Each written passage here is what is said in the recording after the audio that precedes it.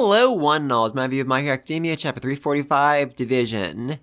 And I think we can all agree that this page was one of the greatest moments in the entire history of this series. They're all excited, like, this is it, we're gonna do it, we're gonna do this! And then Deku gets grabbed and dragged into a portal as he and Bakugo just look on in utter and complete confusion, like, Deku, that's not the plan! Weren't you listening to the plan? I love it. I freaking love it.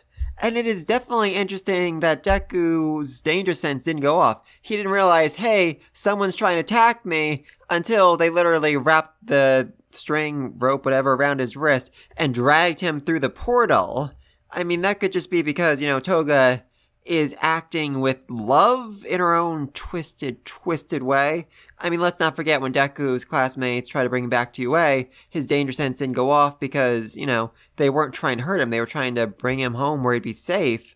And in a somewhat similar way, Toga isn't necessarily trying to murder Deku with malice. She's trying to murder him with love and just drink his blood so she can become him.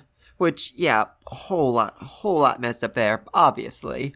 I mean, the other option, though, is, does Toga even want to fight? Does Toga even want to battle Deku here? I mean, I could see it going either way. I mean, I think at the very least, she wants to talk to Deku. She wants Deku to understand where she's coming from. She wants Deku to understand how she became the vampire princess.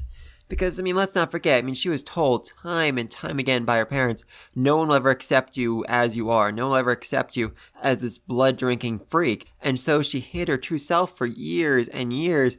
And when it finally broke out and, she was her true self, when she was finally free, she thought, okay, I'm going to be alone for the rest of my life because no one will ever love me as I am. And then she found League of Villains. She found people who loved her, loved just a strong word, I think twice loved her, but who accept her as she was, as the vampire queen. And I think she wants to relay that to Deku. I think she wants Deku to understand that the League of Villains is her happy place. It is where she belongs. It is where she is accepted when no one else in the world would accept her. And I think this will definitely affect Deku's fight with Shigaraki down the road, because he said a while back, I want to understand why villains become villains, why they act the way they do. And the only real villain we've seen Deku interact with since then was Muscular, a dude who is a complete and utter sociopath who just loves making people suffer, who just loves killing people and destroying things. Not really, the best point of reference to understand villains. I mean, Toga is the freaking poster child for people who didn't have to become villains. If she had, just one friend who accepted her for who she was, who didn't mind her blood sucking, her blood drinking, she would have grown up to be a much happier person. She could have been a freaking hero. I mean, I saw this in my last video or a couple of videos back, but yeah, there is definitely a world where Toga is a villain. Oh, I suck the blood of my enemies. And a lot of people, I could definitely see her getting a lot of fans who are like, oh, Toga, suck my blood. Yeah, there are a lot of weirdos out there. There are a lot of weirdos. Not to kink shame. If that's your thing and you don't hurt anybody who doesn't want to be hurt, then just go wild. Have fun. Do whatever you want. But anyway, though, back to Toga, it can't be forgotten that she still has twice his blood, which is probably All For One's greatest weapon right now. If she can drink his blood and create an army of twice copies, yeah, that would be difficult. That would be very, very difficult for Deku to navigate. I mean, this is another thing, because Deku, as far as we can tell in this series, he's never, actually tried to kill anybody. He's always gone for, I'm just gonna knock a person out. But if he's left fighting an army of twices, and he doesn't know exactly where Toga is, he won't be able to unleash, full strength blast. He won't be able to hit with all his might, because he thinks, what if I murder Toga by accident? I mean, Deku is a protagonist in a Shonen Jump series. It is very, very unlikely that he will actually, try and kill anyone, except for maybe, the big bad, All For One and Shigaraki. So that could be interesting, but I do have another theory, which is just completely and totally out there, even by my standards, which is really saying something, but let's not forget, I think Toga still has a bit of Deku's blood. I mean, someone online said she used it during the Yakuza arc, which maybe, I don't remember that. Honestly, the whole Yakuza arc is kind of a blur for me for some reason. I don't know why, it just didn't really leave much of an impact on me. I mean, once I actually got to, Eri and saving her in the big battle against Overhaul, that I pay attention to, but everything before it was just kind of a blur, I'm not sure why. But either way, what if she manages to use the old blood Deku or steal new blood from him and transforms into him? What if she gets the power of One for All for herself? Because, I mean, let's not forget, the power is, at its core, the ability to transfer power to someone else. What if she then transferred her power, like on her deathbed, to Uraka? What if she transferred, her quirk, her ability, her soul essentially, into Uraka's body so she could literally become the person that she loves? She would literally become Uraka in a small way. I mean, like I said, it'd be absolutely freaking insane, but I just think it'd be so utterly, utterly heartbreaking if Toga were just to die and leave nothing behind, or even just get, thrown in jail and spend the rest of her life behind bars. That would just be depressing. Really, really depressing. So, yeah, that's my theory. Toga is going to steal Deku's blood, attain the power of One for All, and then transfer her own quirk and One for All into Uraka. There are so many holes in that theory, but I like it, and I'm sticking with it for now. But anyway, though, back to start this chapter, Monoma is just having the time of his freaking life. He is laughing his butt off, shouting, "Ha ha ha! I am the mover and the shaker!" This literally might be the best day of his life, and he just looks so utterly ecstatic about it. He finally gets to be, the protagonist. He is the savior. He's not just a sporting cast member anymore. Good for him. And then we have this one dude, I'm not sure if you've seen him before. He says, "Eumonymous must have sunk a fortune into this plan just for this." That's a rather interesting term he used. I mean, I looked up, it means someone who worships wealth, but I don't think I've ever heard that word used in my life. In fact, when I read the original fan translation of this chapter, it said, "You capitalist." So, interesting. Is that supposed to imply this dude is like really well educated, really smart, really well read? I mean, again, I'm not really sure who the freak he is. I think he's, an old member of the Paranormal Liberation Army, but yeah, if I'm missing something, please let me know. I'm not really sure who that's supposed to be. Anyway, though, then almost everybody gets thrown into a portal, except a few stragglers who were left behind, and looks like it's going to be up to Fat Mayama and a few other heroes to deal with all of them, while everyone else is, divided up. And Monoma ends up retreating back to Aizawa's side, which is definitely interesting. I mean, something I haven't even considered before, but let's not forget, Aizawa's quirk lets him erase other people's quirks, and Monoma's quirk lets him copy people's quirks. Somehow I never put those two together. Monoma can just copy Aizawa's quirk and use it on Shigaraki / All for One. Seriously, I might be an idiot. I literally never thought of that possibility. So yeah, there's definitely some potential there, especially if you can use Korogiri's quirk alongside it. I mean, he said in the past that he can only use one borrowed quirk at a time, but let's not forget in the past Shinzo said he couldn't make people talk, and now he can. Huzzah! Quirks grow, quirks evolve, quirks do, whatever the author really needs them to do in any particular moment. But anyway, though, it definitely seems like Monoma might be capable of copying Aizawa's quirk and then using it on All for One and Shigaraki to nullify their powers and just make them so much weaker. That'd be amazing. That'd be so, so amazing. But then we get to see where everyone gets thrown away. And first off, we have All for One, who has to fight with Endeavor and Hawks. But Hawks wasn't, actually in the whole battle scene. He was here waiting for them and attempted to stab All for One in the back of the head, which, oh, there's the brutalness I love of Hawks. I mean, that's exactly how he took down twice, so it makes sense he tried and do that again here.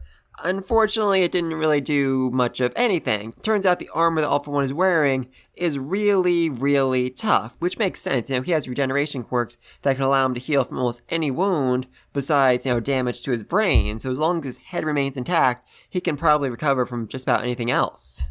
And just, oh my god, I freaking love this line from Endeavor. "We learned in Kamino that your ooze warp is an inferior version of what Korogiri can do, is a much shorter range, and can't warp yourself either." I love it. I freaking love it. An offhanded comment by All for One 100, 200 chapters ago is what was the key to this entire plan. Seriously, that is some amazing foreshadowing. The author did an absolutely amazing job with that, and I'm so happy. Seriously. Oh, that was well done. That was really, really well done. But anyway, speaking of foreshadowing, a couple chapters back, when Endeavor saw the plan to take down All for One, he looked just so absolutely and completely miserable. And everyone was saying, oh, that's because he has to fight his own son, that's because he has to fight Dabi, but I didn't think that's what we were seeing.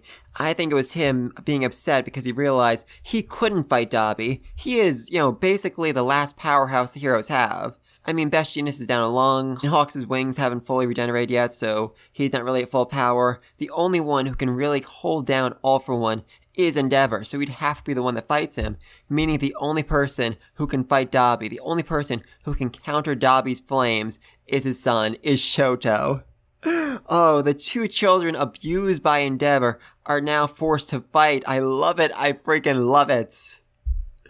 That's going to be an interesting one. That is definitely going to be an interesting one, especially because Dabi is immune to ice. He inherited his mother's nature, meaning that ice attacks really can't affect him all that much, and therefore Shoto needs to basically fight fire with fire. He needs to make his flames hotter than Dabi's flames to actually manage to, put him down, to actually manage to kill him. Also, just while we're talking about Dabi, is it just me, or does he look even more scarred than he did last time? It definitely seems like the scarred skin is covering more and more of his flesh now. Like, by the time his fight's over, he'll be completely 100% scarred.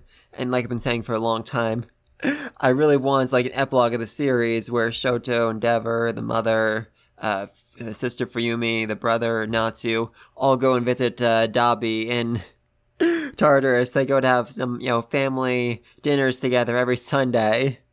I know that would just be so awkward and awful, but I would so love to see that. I would so love to see that. But anyway, then we flash over UA, which is flying. Yeah, that's something. That is certainly something. I mean, what's her name? Support class girls basically said, what if we made UA fly like 5 chapters ago? Literally like 1 or 2 weeks ago in the time span of the series, and now it's flying. Now they found a way to actually make UA fly, and honestly, what's even more impressive than that is the fact that All For One was apparently unaware of this. He had a lot of spies in UA, and none of them reported in saying, boss, UA is flying, over. How did he not know about this? How did he not know about this? And then finally we have the Toga battlefield, which seems to be taking place at an aquarium. I mean, it makes sense. They have Froppy and Gang Orca, both people whose quirks are at least boosted by being near water, so definitely a good place for this fight, but yeah, I'm not really sure what's going to happen now that Deku is here. I mean, like I said before, Toga has twice his blood. That allows her to become so much more powerful, so much more deadly. But I think before the fight actually begins, she will try and talk to them. She will try and get them to understand why she's doing what she's doing and why the League of Villains is so important to her.